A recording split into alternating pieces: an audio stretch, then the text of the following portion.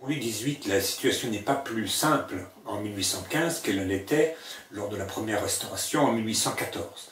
Au contraire, parce que la France a été vaincue et elle subit une occupation étrangère, alors qui n'est pas non plus colossale, mais enfin tout de même.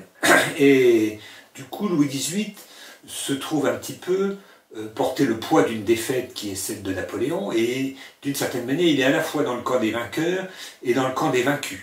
Vous voyez, la situation est très délicate. D'autant plus que l'épisode des 100 jours fait qu'on va poursuivre un certain nombre de bonapartistes qui s'étaient ralliés au roi sans difficulté énorme en 1814 et qui sont venus à l'empereur et qui maintenant se trouvent quand même dans une situation où ils vont avoir quelques ennuis. Donc ça va durcir l'opposition bonapartiste et c'est en grande partie les bonapartistes qui vont dire que Louis XVIII est revenu dans les fourgons de l'étranger. Vous voyez, ça c'est une première difficulté. La deuxième difficulté, elle existait déjà, c'est que les anciens révolutionnaires, tous ceux qui ont profité de la Révolution et de l'Empire sont inquiets, ils se disent qu'est-ce qui va se passer, on va revenir à l'ancien régime, on va remettre en cause tous les biens nationaux, tous ces gros transferts de propriété qui ont eu lieu, au détriment de l'Église, ils ont cette inquiétude-là. Louis XVIII, pour les rassurer, et par habileté, c'est des gens qui ont de l'expérience, il va conserver comme ministre Talleyrand et Fouché. Voilà, donc ça va rassurer pendant un temps les anciens révolutionnaires. Mais de l'autre côté, il y a les ultras. Et les ultras, ce sont souvent, alors il y a une partie qui ont été des immigrés, il y en a beaucoup qui ont eu des membres de leur famille qui ont été victimes de la Révolution.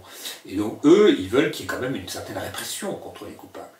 Et quelquefois, ils rêvent d'un rétablissement intégral de l'ancien régime. Voilà, Louis XVIII, il est un peu entre les deux. Alors, en réalité, les révolutionnaires et les ultras, ils vivent un peu sur une illusion, qu'il y a un risque et même une possibilité de véritable retour à l'ancien régime. Et au contraire, il va y avoir une grande continuité sur beaucoup de points, et notamment tout l'ordre administratif issu de la Révolution et de l'Empire va rester en place. La France va rester quadrillée par des préfets et des sous-préfets, etc. Et puis il va y avoir même un point qui va être un point de friction avec l'Église catholique, qui va être le premier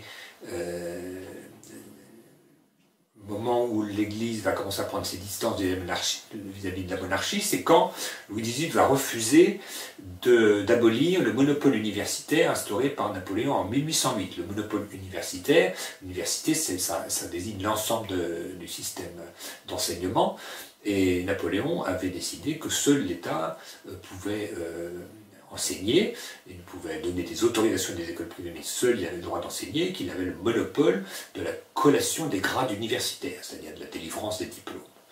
L'Église a demandé que ce soit aboli, qu'on revienne à la situation précédente de liberté scolaire. Ça n'a pas été fait. D'ailleurs, aujourd'hui, la liberté scolaire reste en France relativement fragile de nos jours encore. Et les élections d'août 1815 vont donner la majorité aux ultras, une énorme majorité royaliste. Alors le roi devrait être content, mais en fait c'est un peu un problème, parce que ils sont, comme on dit, plus royalistes que le roi, et du coup le système parlementaire a un peu du mal à jouer. C'est pour ça qu'on appelle cette chambre la chambre introuvable. Il faut s'il n'y a pas un petit dialogue avec le roi, alors là le roi il est avec des gens qui sont encore plus royalistes que lui, etc. Donc il dialogue presque avec lui-même. Bon, c'est une situation qui n'est pas très confortable. En tout cas, la première chose, c'est que cette chambre introuvable va pousser le roi à se débarrasser de Talleyrand et Fouché, ce qui donc va inquiéter les anciens révolutionnaires. Le premier président du Conseil, selon la charte, le roi n'est pas, le président du Conseil est choisi par le roi, il n'est pas tenu par un véritable vote de confiance dans les assemblées. Le roi choisit le duc de Richelieu, qui est un ancien émigré, qui est un ami du tsar. Il a passé l'émigration en Russie, il a été gouverneur d'Odessa, où d'ailleurs il a encore aujourd'hui, toujours debout, une grande statue de bronze, parce qu'il a été très apprécié comme gouverneur d'Odessa en Ukraine, en Crimée plus exactement. Et le duc de Richelieu, il va essayer de réprimer quand même les gens qui ont participé aux 100 jours, mais d'être modéré dans cette répression pour ne pas rallumer les guerres civiles. D'autant plus qu'il y a un phénomène qui se produit immédiatement à la Restauration, c'est ce qu'on appelle la terreur blanche. Alors, on l'appelle la terreur blanche pour faire croire qu'elle est l'équivalent de la terreur de la Convention, hein, de la Révolution. Il n'en est rien, hein, toute la terreur blanche, ça doit être un jour ou deux de terreur révolutionnaire. Néanmoins, il y a des exactions, il y a quelques massacres, il y a quelques mamelouks qui se font massacrer à Marseille. Voilà, le plus emblématique, c'est l'assassinat du maréchal Brune. Hein. Les maréchaux, c'est toujours ce qui est le plus emblématique, je vous en donnerai un autre tout à l'heure. Et le duc de Richelieu décide de frapper quelques coupables et de garantir que les autres ne seront pas poursuivis. Donc il dit voilà, on fait une liste et ça s'arrêtera là. Donc, et en tête de cette liste figure parmi les militaires, en tout cas, le maréchal Ney, hein, celui qui avait promis de ramener Napoléon de notre cage de fer, et qui finalement s'est rallié à lui. Il va être jugé par la Chambre des Pairs et fusillé. C'est très triste pour lui. D'un autre côté, vous savez, après une longue carrière de maréchal, je pense que dans ses troupes, il y a eu quelques hommes aussi qui ont dû être fusillés, et quelquefois peut-être pour des motifs moins graves que cela. Toujours est-il que ça fait une certaine impression, mais en 1816, l'année suivante, eh bien, il y a une loi d'amnistie. Et curieusement, cette loi d'amnistie, elle est souvent désignée sous le nom de loi de proscription, parce qu'elle amnistie tous ceux qui ont participé aux 100 jours, hein, dit ceux qui sont en train d'être poursuivis vont être poursuivis, mais les autres, vous êtes tous amnistiés. Et par contre, sauf les anciens régicides. Hein, c'est ce qui fera d'ailleurs que Fouché sera touché par cette loi et devra quitter la France. Les anciens régicides sont proscrits, doivent quitter la France. Donc cette loi d'amnistie est votée en 1816. Sous la pression des Alliés, il va y avoir de nouvelles élections, une dissolution et de nouvelles élections, parce que les Alliés, ils ne veulent pas non plus qu'il y ait la guerre civile en France, donc ils veulent que le régime se solidifie. Et donc il va y avoir une nouvelle majorité, moins écrasante en faveur des royalistes, et du coup, on va appeler la majorité constitutionnelle, pour permettre au système parlementaire, même si ce n'est pas 100% parlementaire, de fonctionner et que le régime s'installe dans le temps. C'est très important pour un régime politique de s'installer dans le temps. En 1818 va avoir lieu le congrès d'Aix-la-Chapelle, qui est fait pour réviser un peu le traité de Paris de 1815, et Richelieu va obtenir d'une part que les troupes d'occupation quittent la France plus tôt que prévu, et ce qui va avec que l'indemnité de guerre sera réduite. Et donc les troupes d'occupation s'en vont fin 1818. Au cours de ce congrès, il y aura d'autres questions qui seront abordées, notamment celle de la piraterie barbaresque en Méditerranée. C'est un sujet dont on reparlera à propos de la prise d'Alger en 1830. Mais c'est un sujet assez récurrent de l'époque, et depuis longtemps d'ailleurs. Et en ce qui concerne les finances, elles sont en bon ordre grâce au baron Louis, qui a été ministre des Finances en 1814-1815, et puis de nouveau en 1818-1819. Et le baron Louis disait au roi, faites-moi de bonnes politiques, et je vous ferai de bonnes finances. Et comme les finances étaient excellentes, on peut en conclure que la politique n'était pas mauvaise.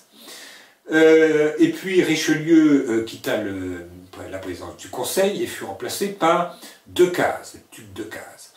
Et le duc de Decazes, lui, il ne fait pas seulement une politique de modération dans la répression, lui, il va un peu plus loin, il fait une politique de conciliation, il essaye de ramener, de faire entrer dans le jeu, dans la logique du régime, les anciens révolutionnaires, en tout cas au moins les bonapartistes, pour tous ceux qui veulent. Mais ça mécontente les royalistes, d'une part, et malheureusement, il y a un événement qui va donner raison aux royalistes, c'est l'assassinat du duc de Berry. Le duc de Berry, c'est le fils cadet du comte d'Artois, qui est le frère de Louis XVIII et de Louis XVI, par conséquent, et qui deviendra roi sous le nom de Charles X. Donc c'est un des héritiers du trône. Il est assassiné par un ouvrier bonapartiste qui s'appelle Louvel et qui dit qu'il a voulu éradiquer la race des Bourbons, ce qui d'ailleurs n'a pas réussi, en tout cas dans l'immédiat, parce que en fait la duchesse de Berry était enceinte et donc elle a donné naissance à un fils posthume. Toujours est-il que le duc de Berry, le 13 février 1820, a été assassiné en sortant de l'opéra, et donc ça a beaucoup compromis cette politique de conciliation. Et donc, Decazes a dû partir, et il a été remplacé par le comte de Vilaine, dont on peut signaler que lui aussi a tenu les finances dans un ordre impeccable. Et il a aussi lancé l'expédition d'Espagne, car il se trouve que Ferdinand VII, on a déjà presque parlé, c'est le fils de Charles IV, le roi d'Espagne, c'est un Bourbon, un descendant de Louis XIV, qui a été confronté à une révolution qui voulait lui imposer une constitution. Et il n'était pas content, et donc Ferdinand VII fait appel aux puissances en 1822, selon les règles du Congrès de Vienne. Et le ministre des Affaires extérieures de l'époque, c'est Chateaubriand. Et Chateaubriand monte cette expédition, il dit puisque c'est la France le pays le plus proche de l'Espagne, et que ce sont des Bourbons et que les Bourbons sont restaurés, c'est la logique. Et l'expédition est conduite par le duc d'Angoulême qui viendra le dauphin quand Charles X deviendra roi, c'est le fils aîné de Charles X. Et la bataille la plus connue de cette expédition, c'est la prise du Trocadéro, c'est un nom que vous connaissez, et cette expédition est un parfait succès, et notamment, elle prouve que l'armée, bien que composée de nombreux officiers qui ont servi dans les armées de Napoléon, eh bien, est parfaitement fidèle au régime. Si bien que quand Louis XVIII meurt, en 1824, il laisse un pays en ordre et prospère. Et quand tout est en ordre et prospère, on se dit, tout ça va finir par une révolution.